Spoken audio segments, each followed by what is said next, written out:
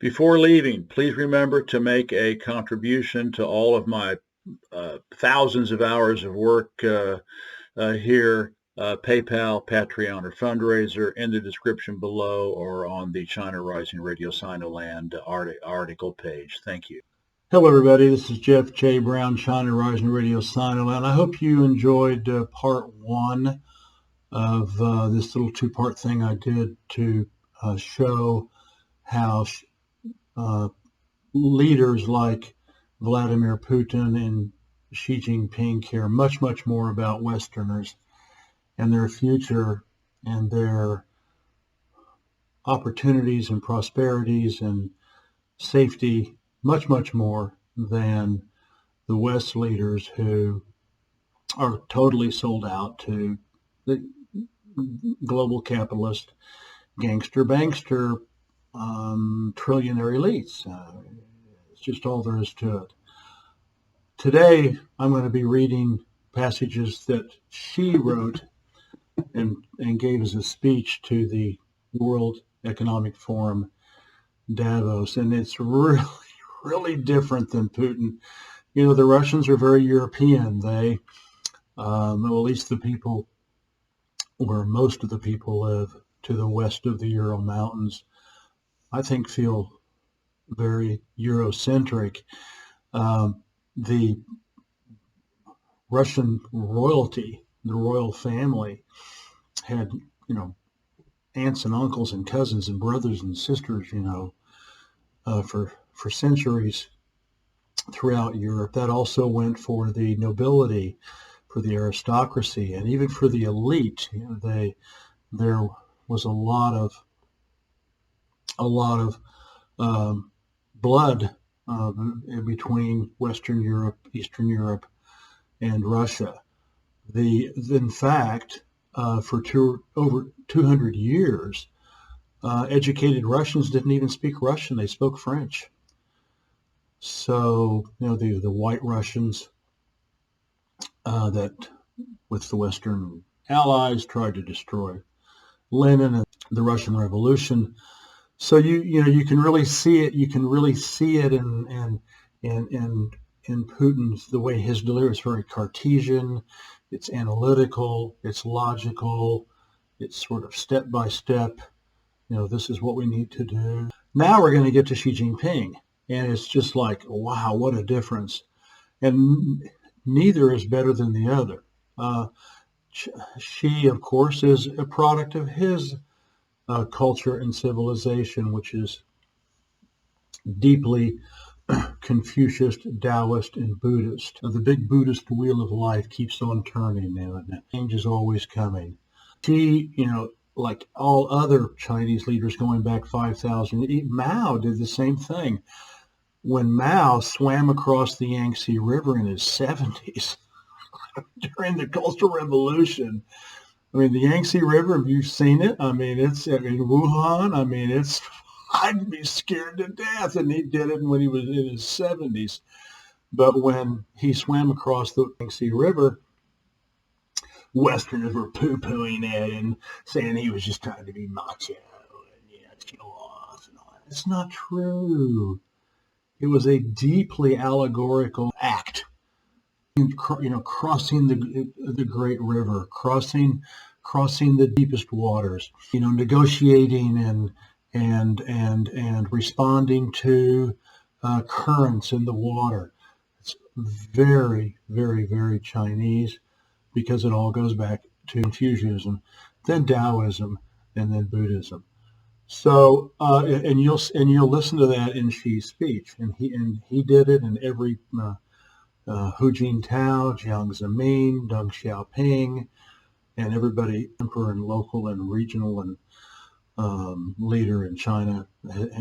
They also use a lot of proverbs. They love to use known proverbs, aphorisms, maxims. There's a sense of a little bit of cheerleading. You know, we can do it. Some optimism that to stay positive.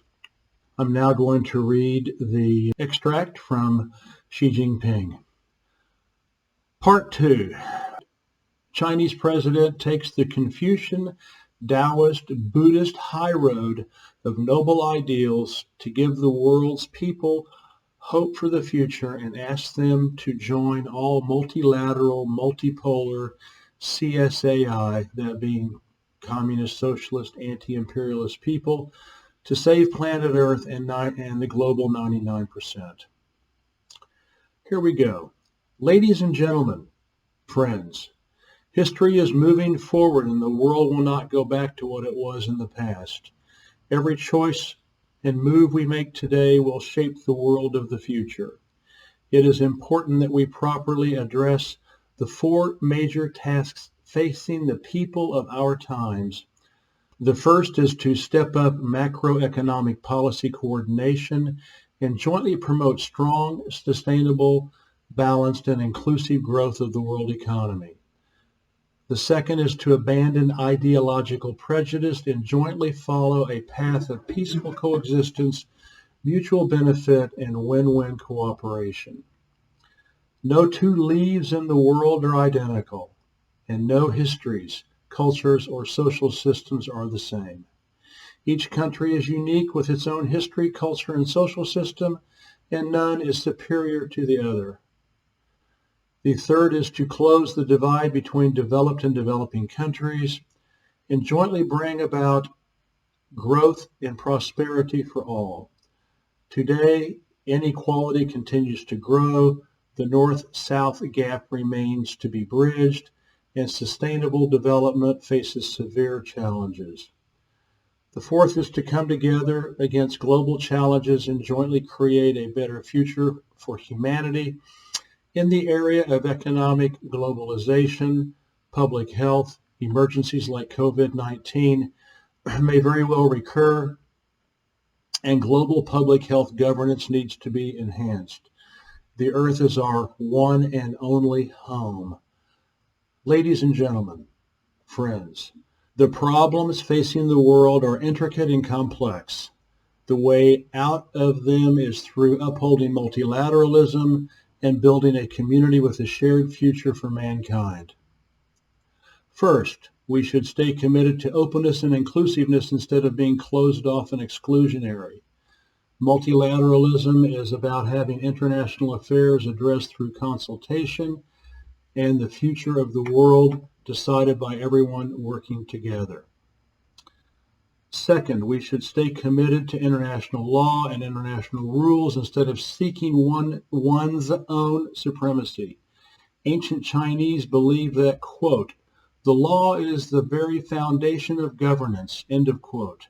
International governance should be based on the rules and consensus reached among us, not on the order given by one or a few. Third, we should stay committed to consultation and cooperation instead of conflict and confrontation. Differences in history, culture, and social systems should not be an excuse for antagonism or confrontation, but rather an incentive for cooperation. We should respect and accommodate differences, avoid meddling in other countries' internal affairs, and resolve disagreements through consultation and dialogue. History and reality have made it clear time and again that the misguided approach of antagonism and confrontation, be it in the form of Cold War, hot war, trade war, or tech war, would eventually hurt all countries and interests and undermine everyone's well-being. Fourth, we should stay committed to keeping up with the times instead of rejecting change. The world is undergoing changes unseen in a century, and now is the time for major development and major transformation. To uphold multilateralism in the 21st century, we should promote its fine tradition, take on new perspectives, and look to the future. We need to stand by the core values and basic principles of multilateralism. Ladies and gentlemen, friends, after decades of strenuous efforts by the Chinese people, China is on course to finish building a moderately prosperous society in all respects. We have made historic gains in ending extreme poverty and have embarked new journey toward fully building a modern socialist country. As China enters a new development stage, we will follow a new development philosophy and foster a new development paradigm with domestic circulation as the mainstay and domestic and international circulations reinforcing each other. China will work with other countries to build an open, inclusive, clean, and beautiful world that enjoys lasting peace, universal security, and common prosperity. China will continue to take an active part in international cooperation on COVID-19. Containing the coronavirus is the most pressing task for the international community. This is because people in their lives must always be put before anything else. It is also what it takes to stabilize and revive the economy. Closer solidarity and cooperation, more information sharing, and a stronger global response are what we need to defeat COVID across the world. China will continue to implement a win-win strategy of opening up. Economic globalization meets the needs of growing social productivity and is a natural outcome of scientific and technological advancement. It serves no one's interest to use the pandemic as an excuse to reverse globalization or go for seclusion and decoupling. As a long-standing supporter of economic globalization, China is committed to following through on its fundamental policy of opening up. China will continue to promote trade and investment liberalization and facilitation, help keep the global industry and supply chains smooth and stable, and advance high-quality Belt and Road cooperation. China will continue to promote sustainable development. China will fully implement the 2030 Agenda for Sustainable Development. It will do more on the ecological front by transforming and improving its industrial structure and energy mix at a faster pace and promoting a green, low-carbon way of life and production. I have announced China's goal of striving to peak carbon dioxide emissions before 2030 and achieve carbon neutrality before 2060. China will continue to advance science, technology, and innovation. Science, technology, and innovation is a key engine for human progress, a powerful weapon in tackling many global challenges, and the only way for China to foster a new development paradigm and achieve high-quality development. China will invest more in science and technology, develop an enabling system for innovation, turn breakthroughs in science and technology into actual productivity at a faster pace, and enhance intellectual property protection, all for the purpose of fostering innovation-driven, high-quality growth. Scientific and technological advances should benefit all humanity rather than be used to curb and contain other countries' development. China will continue to promote a new type of international relations. Zero-sum game or winner takes all is not the guiding philosophy of the Chinese people. As a staunch follower of an independent foreign policy of peace, China is working hard to bridge differences through dialogue and resolve disputes through negotiation and to pursue friendly and cooperative relations with other countries on the basis of mutual respect, equality, and mutual benefit. China will further deepen South-South cooperation and continue to endeavor with developing countries to eradicate poverty, ease burden of debt, and achieve more growth. Ladies and gentlemen, friends, there is only one Earth and one shared future for humanity. As we cope with current crisis and endeavor to make a better day for everyone, we need to stand united and work together. We have been shown time and again that the beggar thy neighbor, to go it alone and to slip into arrogant isolation will always fail. Let us all join hands and let multilateralism light our way toward a community with shared future for all mankind. Thank you. I hope you enjoy that. Obviously, all those warnings and reflections on, people trying to Cold War, tech war, trade war, war, hot war, all those warnings that he gave. He's obviously saying it, but not mentioning their names. He's talking about Urangland. He's talking about NATO, the EU, and the Five Eyes and Israel. So the Chinese are not into name calling, but I think if you have an understanding of world events and world affairs and world history, you know who he's talking about. Again, very, very different than what how European. Putin is a Russian, and she is a Confucius, Taoist, Buddhist background. Very, very different. But they both care more about uranium landers, in spite of those leaders trying to do everything possible to destroy China, and have been, and trying to destroy Russia, and have been since we can go back to World War One, World War Two.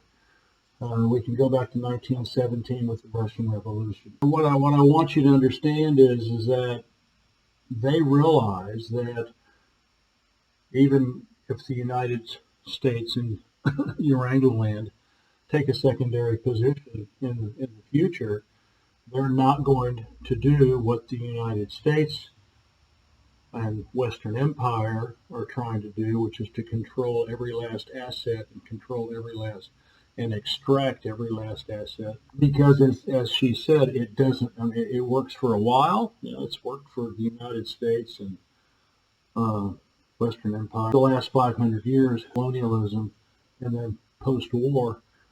But we can all see that it's losing steam.